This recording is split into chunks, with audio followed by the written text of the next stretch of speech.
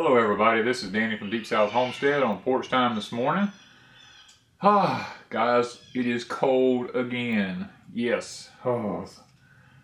Back down around 40 degrees this morning, 39, 40, somewhere right in that area. Getting chilly. Things are just starting to get real, guys. Normally we would be harvesting stuff by now. And we're just now getting some things to come up out of the ground because it's so cold. But the topic today is week to week, truck to truck.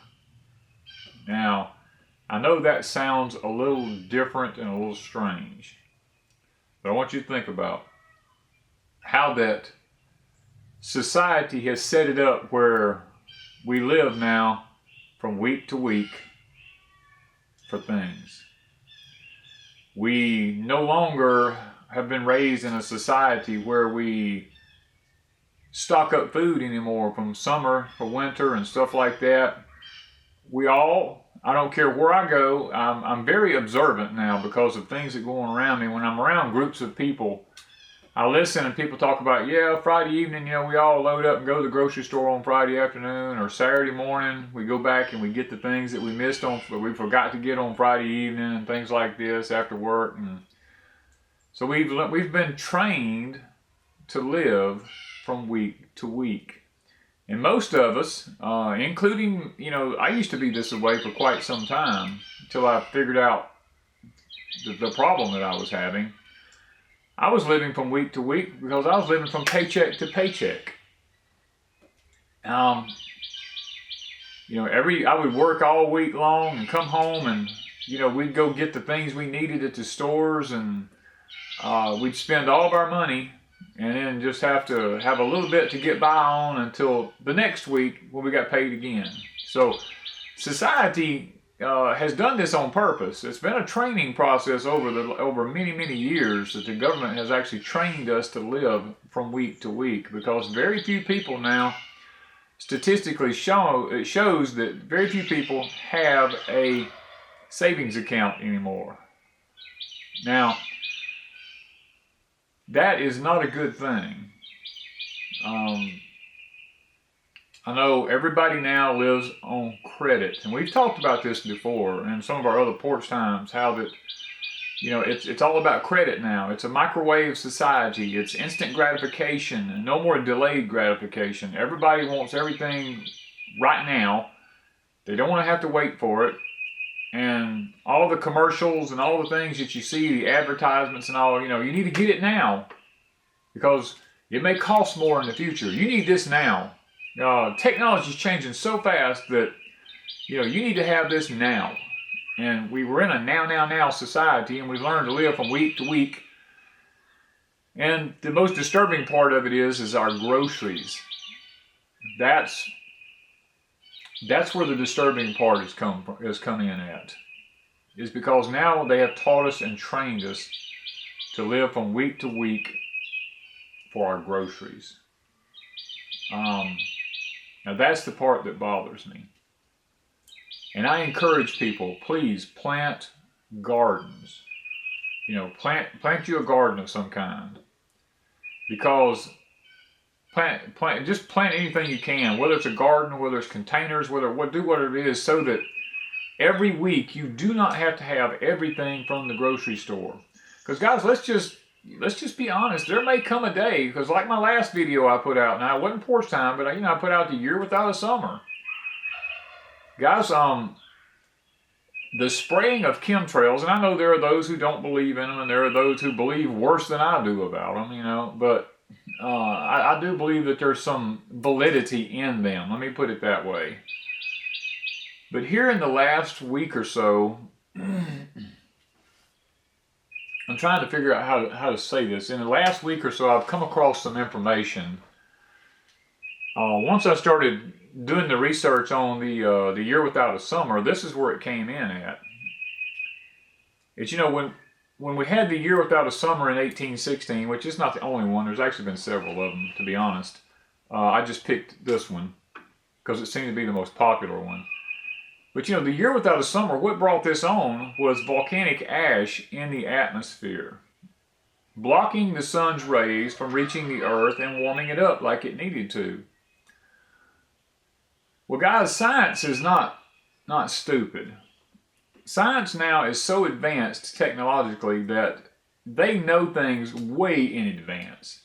They knew probably, I'm going to say probably 20 years ago that the sun was going to go into a sleep stage within 20 years. And so it was an opportunity for them to get some ruling and regulation on global warming, because they knew that the sun was going to be extremely hot for a while before it actually went to sleep. And that is what is happening. The sun is now going to sleep for a while, going to go into this minimum. Well, if that's going to take place in the government, well, not necessarily the government, but science knows that that's going to take place, then governments of the world can capitalize on this, because they know we're fixing to go into a cool time for several years. They're calling it a mini ice age, whatever you want to call it, but it's a cooling down. It's a cycle. It's nothing that hasn't happened before. It's not anything that's, quote unquote, oh my God, this is freaky. This is just a cycle that the earth goes through every so often. Just at this time, it seems to be a little worse because the earth is tilted off its axis a little bit. And being science knows this, guys, this is what really shocked me. Going back to the blocking of the sun's rays from reaching the earth's atmosphere is what caused the year without a summer, because of the volcanic ash up into the upper atmospheres of the earth. Now we have this thing called chemtrails, which really was a government maneuver many, many years ago, used during Vietnam and maybe the Korean conflict and some different places like that, where they actually sprayed aluminum in the atmosphere to block out the enemy's ability to use satellite to track them moving certain weapons on the face of the earth. This technology has now advanced over into weather control and all these other things. Suppose there's so much, I'm going to use the word debris, in the upper atmosphere, maybe aluminum particles, maybe all these things covering up the Earth's atmosphere. Because see, science has said they've done these things to stop global warming because it was going to get too warm, so they need to block the sun's ability to heat the earth to keep us from just burning up. Well,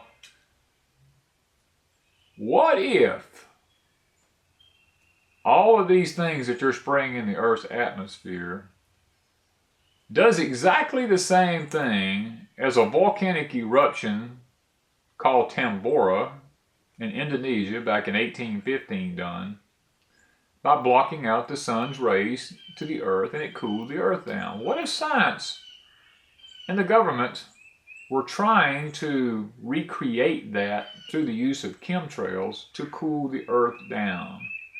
Something to think about. I ran across this and I thought it was quite interesting that it was happening, that the spraying of chemtrails is so heavy right now during this cooling off period of the sun, the creation of a mini ice age, because there's so many things out there about the simple fact that the government is trying, not just our government, but the governments of the world are talking about population control and getting rid of a lot of the people on the earth and stuff like that. There's just too many people. Well, what better way would it be than to say, oh, this is a natural event that's taking place here.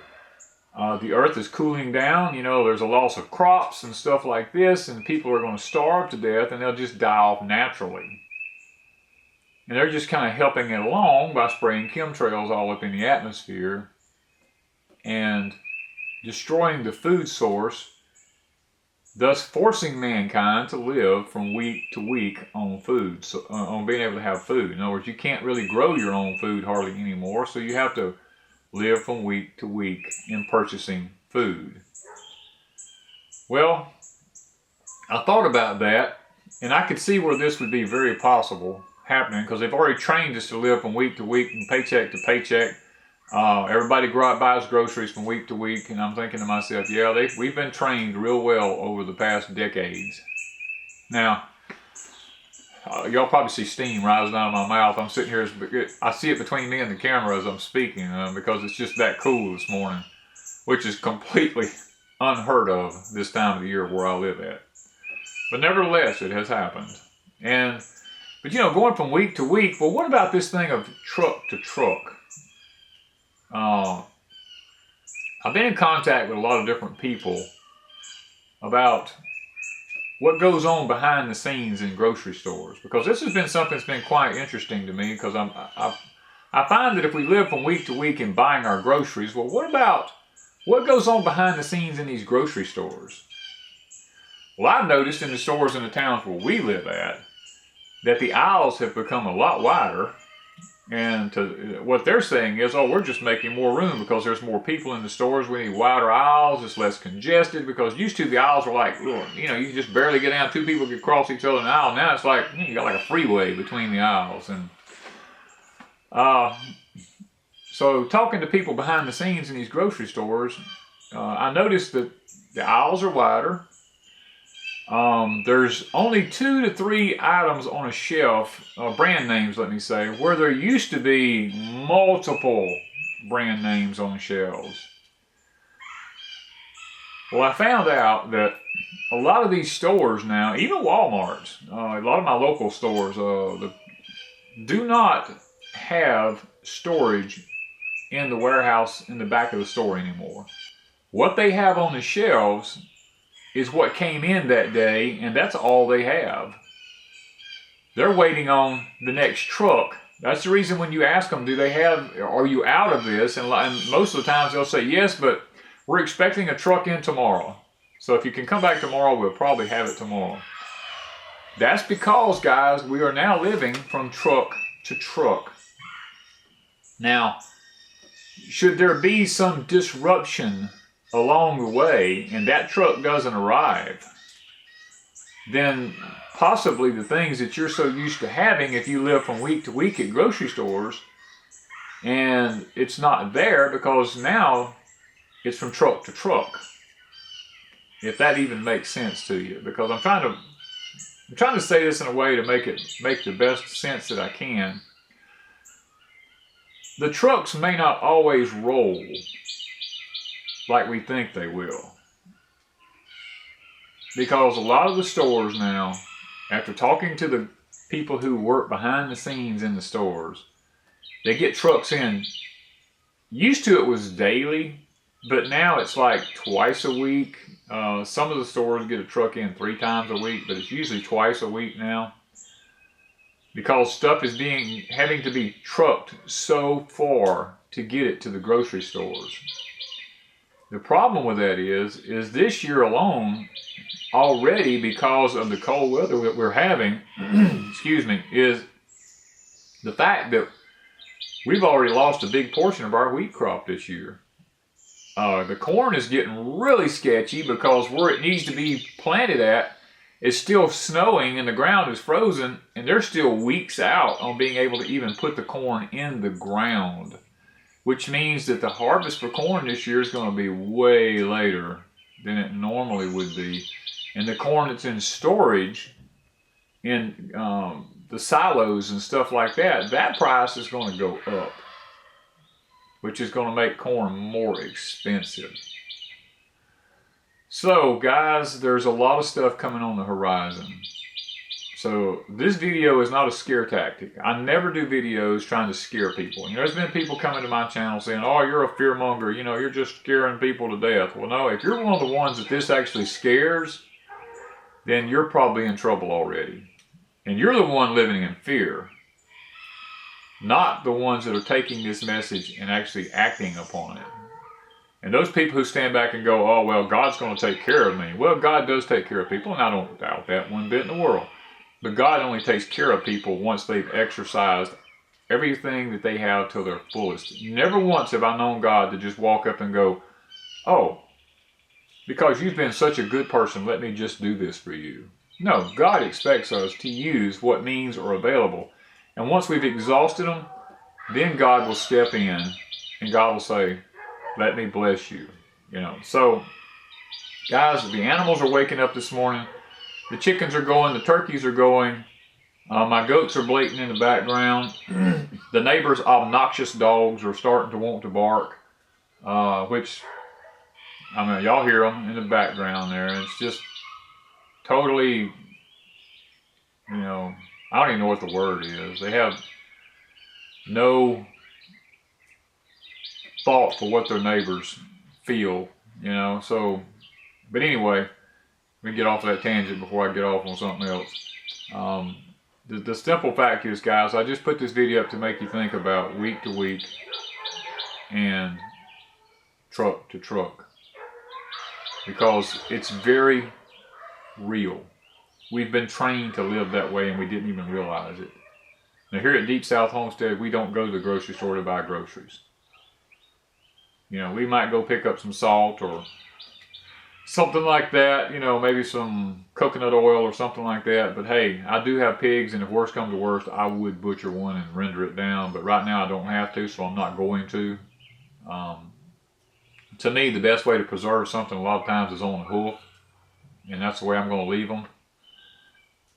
We've got our goats going so that we can have things for the future with our goats. We're fencing in property. We're building infrastructure because, guys, now is the time to do infrastructure. Because of the trade wars, the things that's going on across the water with China and all this stuff, guys, steel is fixing to get extremely expensive. Things are going to become a lot more expensive than what they are. So the infrastructure prices on our homestead is going to go up, which means that it's going to push us even harder living week to week and truck to truck, because a lot of these places I go now to buy infrastructure stuff, you know, where we're waiting on a truck to come in this Wednesday or this Thursday, we should have it in. We should have more wire. We should have more T-posts, you know, because if you want to buy a wire, I was at a hardware store here the other day, and they told me, said, if you're going to buy a wire, now's the time to buy it, because it's fixing to go way higher per roll, you know, because of the price of metal. One company I was at has stopped handling certain length of metal roofing because it's an unusual length. And they said you've either got to buy the length above it and cut it off, or, you know, or add 2 different size lengths to make one full length, because we quit ordering this length because it's just something we don't want to keep on our shelves anymore because metal's gotten so expensive. So guys, these are things I'm talking about. I'm seeing this stuff happening all around everywhere. And yes, I am saying these things to make you think, because I care. And I want to see you be able to survive the coming events in this country. Guys, there's a lot going on across the water with the bombings in Syria and Damascus and Dumas and all these places over there. Things are fixing to get real. That's like our live stream was this past Saturday night. Things are fixing to start getting real. And I hope that you all will pay attention to some of the things that God's laid on my heart to share with y'all. Because, guys, I'm not out here for my benefit. I'm working my butt off on my own homestead, trying to take care of myself and my wife. I just take time out of my day to sit down here and talk to y'all and tell y'all some of the things that we're doing, and hopeful that it will help y'all to do the same thing, and maybe help you survive some of the coming problems that this nation is fixing to face. So let me get up and get busy this morning, because things has got to be done. We love y'all, and we appreciate each and every one of you, and thank you for joining me on Porch Time today, and thank you from Deep South Homestead.